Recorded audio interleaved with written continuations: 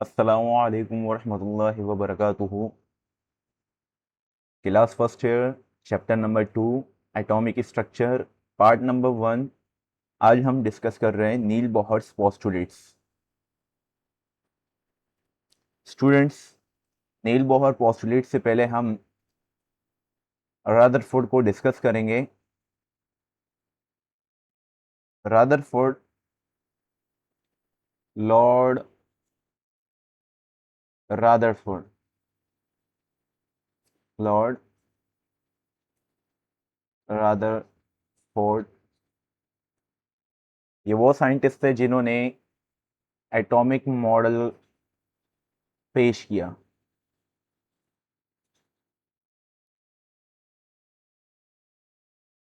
अब इनका atomic model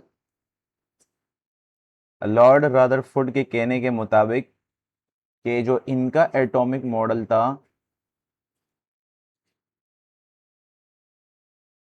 वो as a solar system consider कर रहा था।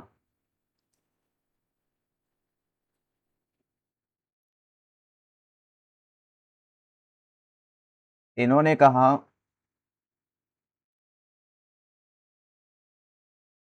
कि एटम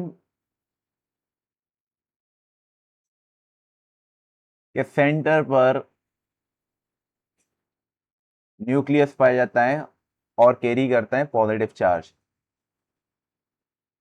एटम के सेंटर पर न्यूक्लियस पाया जाता है और कैरी करता है पॉजिटिव चार्ज। और इससे इन्होंने इनर पार्ट कहा या न्यूक्लियर पार्ट कहा।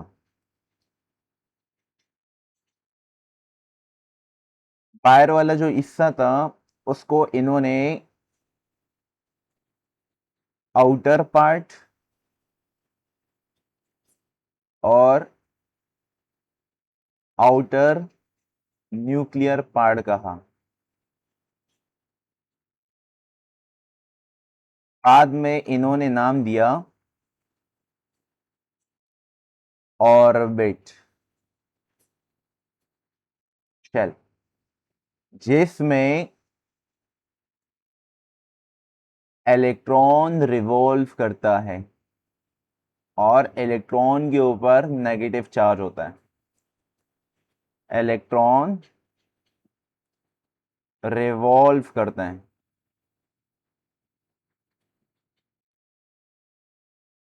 ठीक है, और उसके ऊपर नेगेटिव चार्ज है।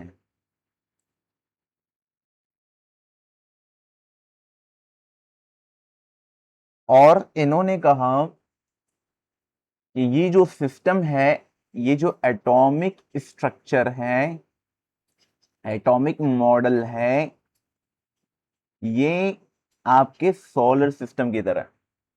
सोलर सिस्टम जैसे कि आपके क्या होता है, सेंटर पे आपका होता है सन, और उसके इर्द गिर्द जो होते हैं वो प्लैनेट्स होते हैं,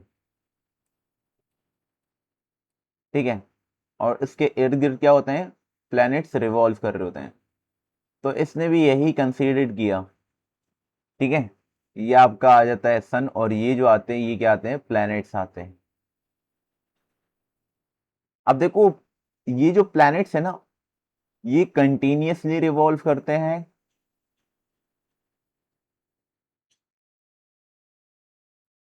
और इन्होंने भी कहा कि जो इलेक्ट्रॉन है वो कंटिन्यूअसली रिवॉल्व कर रहा है, ठीक है। क्या करता है, कंटिन्यूअसली रिवॉल्व करता है। और यहां पर प्रॉब्लम्स क्या आती है, जिसकी वजह से ये मॉडल क्या हो जाता है, फेल। नंबर 1, कि अगर इलेक्ट्रॉन चार्ज बॉडी है और ये कंटिन्यूअसली रिवॉल्व कर रहा है, तो एक टाइम पर इनकी एनर्जी क्या हो जानी चाहिए, कम, और इनको आहिस्ता आहिस्ता न्यूक्लियस के करीब होना चाहिए।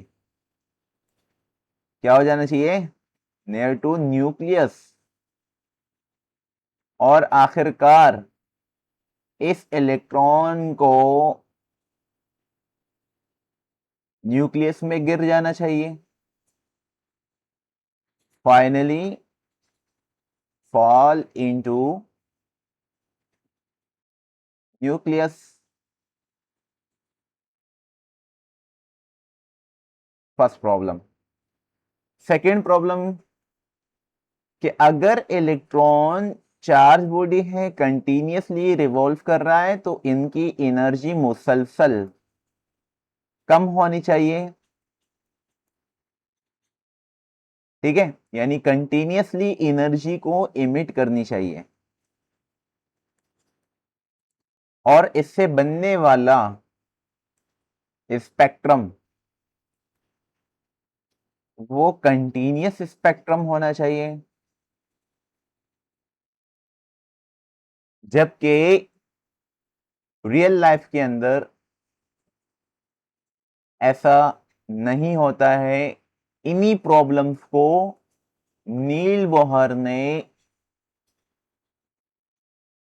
डिस्कस किया, और नील बोहर ने अपनी थ्योरी और अपना मॉडल पेश किया। बढ़ते हैं आगे नील बोहर पोस्टुलेट्स की तरफ। नील बोहर पोस्टुलेट्स, बेटा ये आपका इंपॉर्टेंट है, ये टॉपिक, जिसमें इन पोस्टुलेट्स के साथ आपका एक डेरिवेशन आता है, radius of orbit of hydrogen atom, या उनकी टोटल एनर्जी, फ्रीक्वेंसी या वेव नंबर, इनमें से कोई एक डेरिवेशन इनके साथ आ जाती है। पोस्टुलेट्स क्या है, तो पोस्टुलेट्स के लिए फर्स्ट पोस्टुलेट में वो क्या कहता है कि electron revolve around the nucleus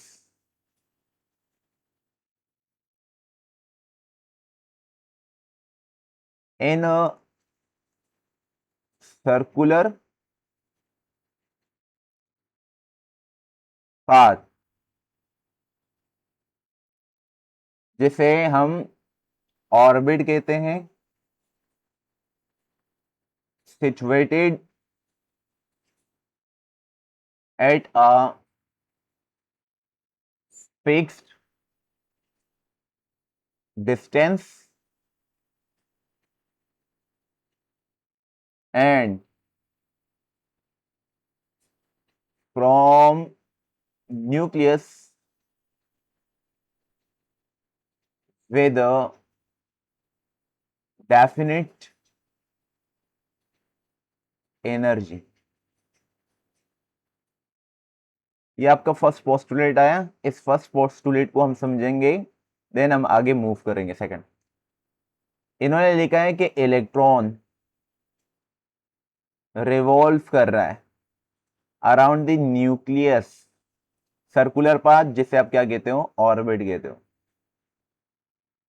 और ये जो इलेक्ट्रॉन रिवॉल्व कर रहा है किसी ऑर्बिट के अंदर न्यूक्लियस के अराउंड, तो ये कुछ खास डिस्टेंस पर होगा और डेफिनेट एनर्जी के साथ। ठीक है, जरा इसको समझते हैं।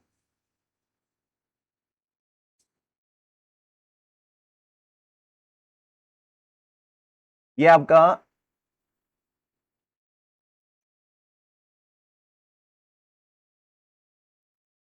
न्यूक्लियस आया, ठीक है। और ये आपका ऑर्बिट है, सर्कुलर पाथ है, और यहां पर आपका इलेक्ट्रॉन आ गया।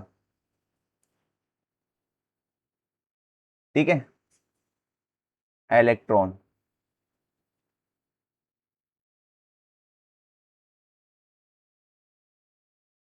अब कह रहे कि ये जो इलेक्ट्रॉन है ये न्यूक्लियस से कुछ खास डिस्टेंस पर है, एक फिक्स डिस्टेंस पर है, और चूंकि जो आपके ऑर्बिट्स होते हैं इनको हम कहते हैं एनर्जी लेवल।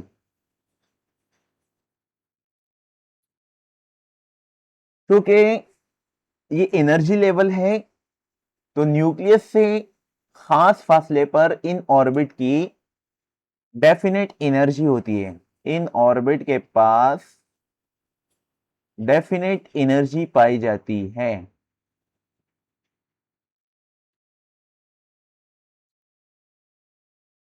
ठीक है बेटा। अपने सेकंड पोस्टुलेट के अंदर वो क्या कहता है कि as long as electron remain in an appropriate orbit, it neither loss nor gain of energy. Hence, each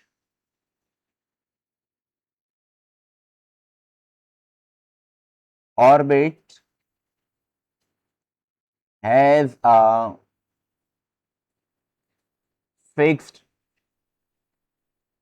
energy level. However, the energy of orbit increases with the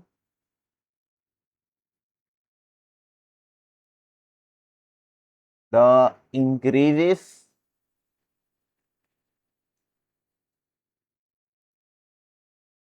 with the increased distance from the nucleus. तो बेटा इस diagram को जरा देखें। कह रहा है कि जो इलेक्ट्रॉन ऑर्बिट के अंदर रह रहा है, ठीक है, वो तब तक अपने ऑर्बिट के अंदर रिवॉल्व कर रहा होगा। यहां पे लिखा है as long as electron remains in an appropriate orbit it neither loss nor gain energy. ठीक है, तो इलेक्ट्रॉन जब तक अपने ऑर्बिट में रिवॉल्व कर रहा है या वो मौजूद है तो ना तो वो एनर्जी लॉस कर सकता है ना गेन कर सकता है। ठीक है, चूंकि रदरफोर्ड के अंदर हमने देखा था कि इलेक्ट्रॉन रिवॉल्व करता है और वो एनर्जी कंटिन्यूसली लॉस करता है। तो इसने बताया कि जब तक वो अपने ऑर्बिट के अंदर है वो ना तो एनर्जी लॉस करता है ना गेन करता है। ठीक है, हैंस इसी तरह each orbit has fixed energy level, और हर ऑर्बिट के पास फिक्स्ड अमाउंट ऑफ एनर्जी पाई जाती है। ठीक है, however the energy of orbit increases, जो ऑर्बिट की एनर्जी है वो इंक्रीजेस होती है with the increase distance from the nucleus. जैसे आप क्या करते हो, न्यूक्लियस से डिस्टेंस बढ़ाते हो। जैसे कि आपका ये ऑर्बिट है, अगर मैं एक और ऑर्बिट यहां पर ड्रॉ करना चाहूं तो इनकी एनर्जी क्या होगी, इस रेड ऑर्बिट की एनर्जी क्या होगी, ज्यादा होगी इस व्हाइट वाले से। ठीक है, क्योंकि डिस्टेंस आपने क्या किया, यहाँ पे बढ़ा दिया। तो डिस्टेंस जब बढ़ा है तो इसकी एनर्जी क्या हो जाएगी, इसकी एनर्जी बढ़ जाएगी। ठीक है बच्चा, बढ़ते अपने नेक्स्ट पोस्टुलेट्स की तरफ। अब यहाँ पर एक चीज आपने सीख लिया है कि जब तक इलेक्ट्रॉन अपने ऑर्बिट के अंदर है तो वो एनर्जी गेन नहीं करेगा ना लॉस करेगा, ठीक है। कि जब तक पोस्टुलेट नंबर 3 को समझे, यहां पर अब आपको समझ आ जाएगा कि during excitation,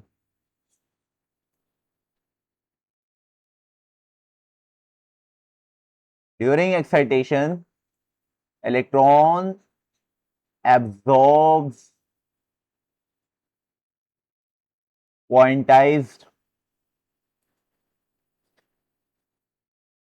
energy and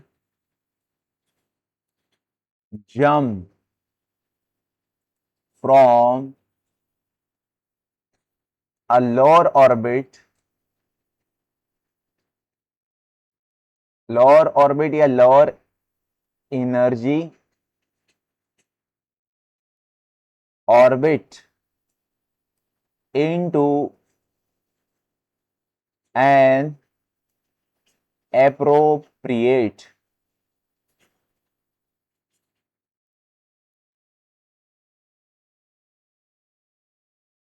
higher energy orbit. But when it returns back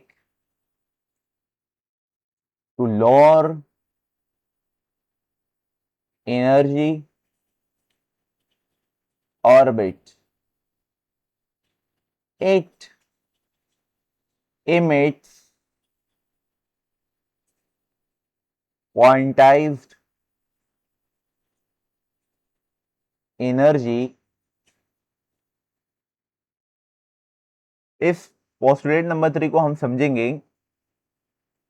postulate number 3 में क्या कह रहे हैं कि एक्साइटेशन के वक्त, excitation of electron, energy absorb होगी और कौन सी फॉर्म में होगी, एनर्जी क्वांटाइज की फॉर्म में होगी, ठीक है। क्वांटाइज का मतलब ये है कि एक खास एक फिक्स्ड अमाउंट में एनर्जी होगी, ठीक है, फिक्स्ड एनर्जी होगी पैकेट्स की सूरत में, ठीक है।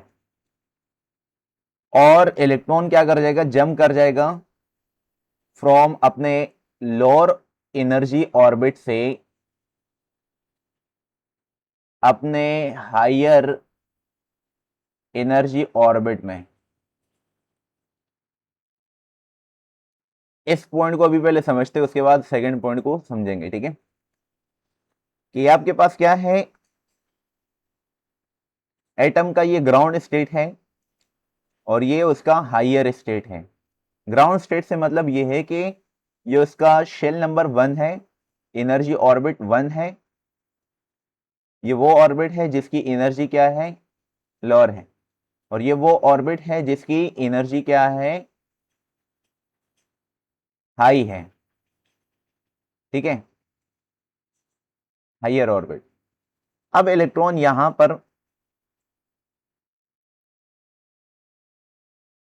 पर इलेक्ट्रॉन है और इस इलेक्ट्रॉन को क्या किया, एनर्जी दी, क्वांटाइज्ड एनर्जी।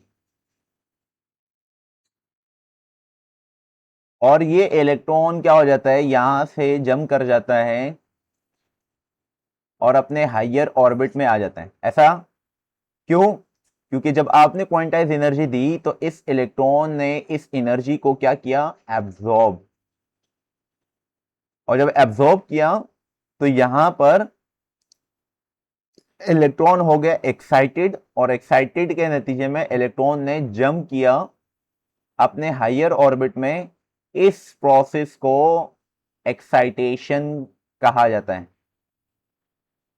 जिसमें इलेक्ट्रॉन एक्साइटेड हो गए, क्या हो गए, एक्साइटेड हो गए और जंप किया अपने हायर ऑर्बिट में। अब यहां पर इलेक्ट्रॉन के पास हाई एनर्जी है, ठीक है। और आप ये भी कह सकते हो कि इलेक्ट्रॉन अब अनस्टेबल है, ठीक है बेटा। तो ये तो आपके पास ये पॉइंट आ गए जिसको हमने डिस्कस किया। अब आगे क्या करें, लेकिन जब इलेक्ट्रॉन रिटर्न बैक होता है अपने लोअर ऑर्बिट में, तो वो क्या करता है, इट इमिट्स, वो इमिट करता है, वो रिलीज करता है, छोड़ता है क्वांटाइज एनर्जी। तो जैसे ही इलेक्ट्रॉन अपने हायर ऑर्बिट से वापस नीचे आता है, तो ये क्वांटाइज एनर्जी एमिट कर देता है। ठीक है। अब जितनी एनर्जी यहां से इसने क्या की थी, एब्जॉर्ब की थी, उतनी एनर्जी ये क्या करेगा, एमिट करेगा। ठीक है बेटा। और इस टाइम ये अपने वापस लोअर ऑर्बिट में आएगा, यानी लोअर एनर्जी स्टेट में आएगा। तो जितनी एनर्जी इसने एब्जॉर्ब की थी उतनी एनर्जी ये क्या कर लेगा, एमिट कर लेगा। इस प्रोसेस को कहते हैं डी एक्साइटेशन कहते हैं, कि जिसमें इलेक्ट्रॉन डी एक्साइटेड हो जाता है। इलेक्ट्रॉन क्या हो जाता है, डी एक्साइटेड। ठीक है। अब आगे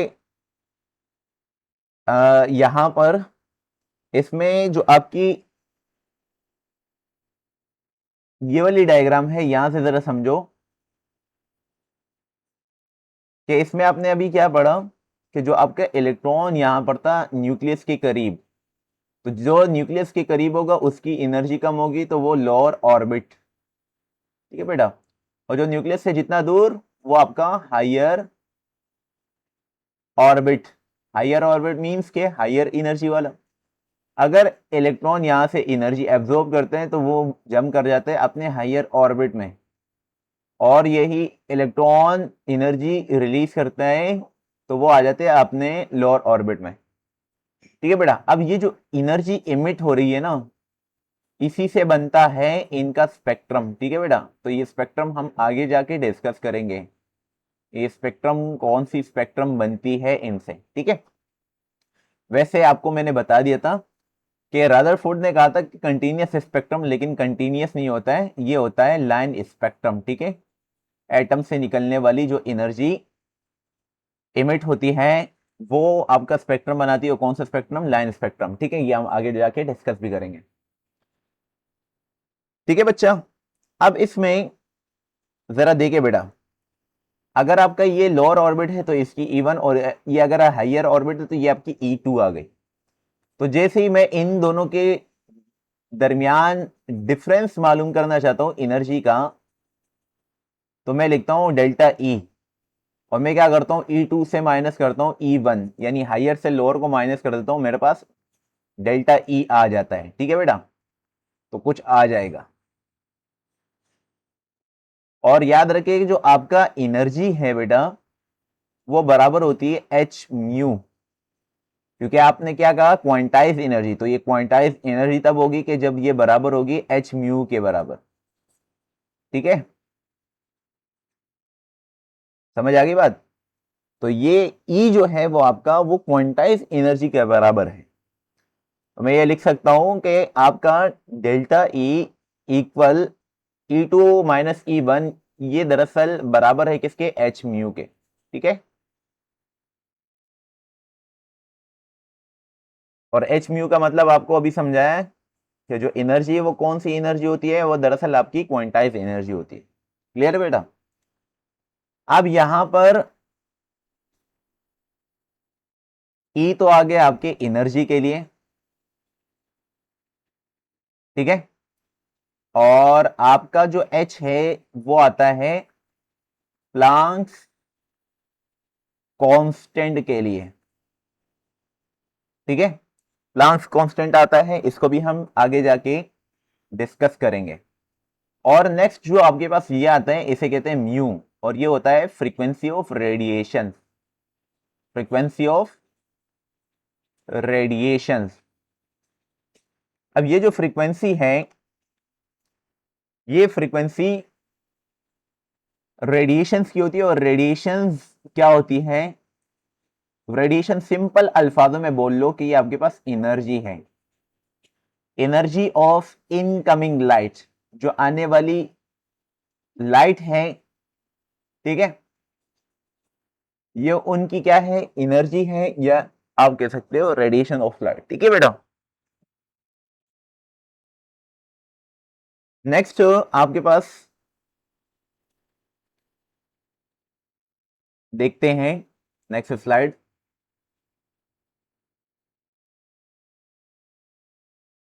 उसमें आपका ये आखिरी पोस्टुलेट डिस्कस किया जाएगा कि इलेक्ट्रॉन जो है, ये आपका पोस्टुलेट नंबर 4 है बेटा। ठीक है, ये टॉपिक इंपॉर्टेंट इस वजह से मैं आपके साथ ये पोस्टुलेट शेयर कर रहा हूं, लिख के शेयर कर रहा हूं, ताकि आपको एक एक चीज समझ आ जाए। इलेक्ट्रॉन जो है कैन मूव या revolve only in those orbit in which the angular momentum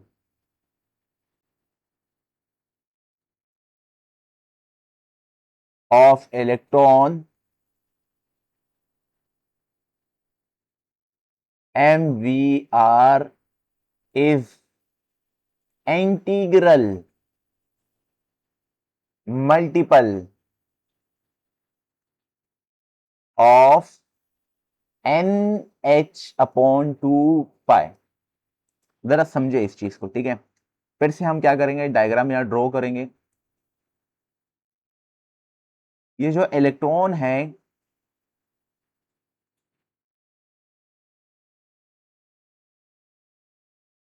बेटा ये इलेक्ट्रॉन जो है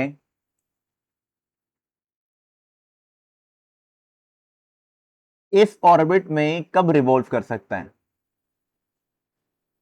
ये इलेक्ट्रॉन यहां पर कब रिवॉल्व कर सकता है, कि जब इसकी एंगुलर मोमेंटम यानी एम वी आर वो किसके बराबर हो, वो NH/2 पाई है।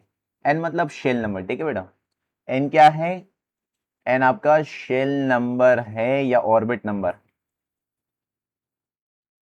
ठीक है, ये 1 हो सकती है, 2 3 4 एंड सो ऑन, और ये सारे के सारे पॉजिटिव में होंगे। ठीक है बेटा, ये कभी हाफ में नहीं हो सकता, ये एग्जैक्ट 1 2 3 में होंगे। तो कह रहे हैं कि इलेक्ट्रॉन यहां पर तभी रिवॉल्व कर सकता है कि जब उनकी एंगुलर मोमेंटम इंटीग्रल मल्टीपल हो NH/2 पाई के बराबर। ठीक है बेटा, वो NH/2 पाई के बराबर हो। अब ये जो एंगुलर मोमेंटम है,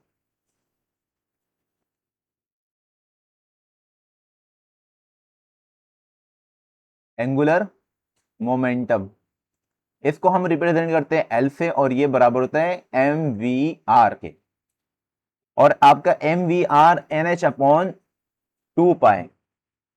ठीक है, आपका जो mvr है वो आपके NH/2 पाई के बराबर है। यानी इलेक्ट्रॉन, अब ये देखो, ये अगर आप कहते हैं ना कि ये mvr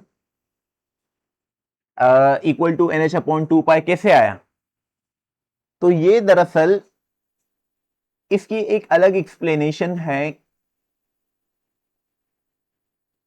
ठीक है, जो कि डी ब्रॉगले ने दी है, लेकिन हम उस पर नहीं जाएंगे, हम सिंपल आपको ये समझा रहे हैं, अभी फिलहाल पोस्टुलेट्स पढ़ रहे हैं। ठीक है, मौका आएगा इंशाल्लाह, वो भी हम डिस्कस करेंगे। तो ये जो आपका mvr इक्वल टू NH/2 पाई है, यानी आपका इलेक्ट्रॉन इस ऑर्बिट के अंदर तभी रिवॉल्व करेगा कि वो जब इसके इंटीग्रल मल्टीपल हो। ठीक है, अब जैसे कि मैं कहता हूं कि मेरा इलेक्ट्रॉन रिवॉल्व कर रहा है फर्स्ट ऑर्बिट के अंदर,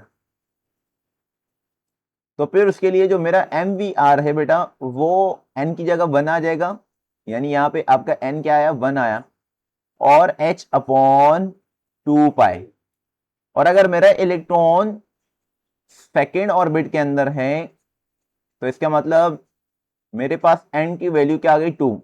तो फिर मेरा mvr इक्वल टू h/2 पाई। ठीक है, इस तरह ये क्या हो जाएगा, ये 2 से 2 कैंसिल और आपका क्या आ जाएगा, mvr h/पाई, h/पाई। तो मेरा इलेक्ट्रॉन तभी रिवॉल्व करेगा सेकेंड ऑर्बिट के अंदर कि जब उसकी एंगुलर मोमेंटम इसके बराबर हो। ठीक है, और ये जो आपके पास लिखा हुआ है यहां पर m क्या चीज है, तो m मतलब आपके पास मास ऑफ इलेक्ट्रॉन है बेटा, मास ऑफ इलेक्ट्रॉन। और लिखा है साथ में v, तो v क्या है बेटा, वेलोसिटी ऑफ इलेक्ट्रॉन। और r क्या है बेटा, r इज द रेडियस, यानी डिस्टेंस है बिटवीन इलेक्ट्रॉन एंड न्यूक्लियस। ठीक है, ये आपका r आ गया। तो radius between nucleus and electron. ठीक है बेटा, यहां पे आपके पास क्या हो जाते हैं, नील बोर के पोस्टुलेट खत्म हो जाते हैं। और इंशाल्लाह हम क्या करेंगे, नेक्स्ट वीडियो के अंदर हम डेरिवेशंस को डिस्कस करेंगे कंप्लीटली। मिलते हैं नेक्स्ट वीडियो के अंदर बेटा।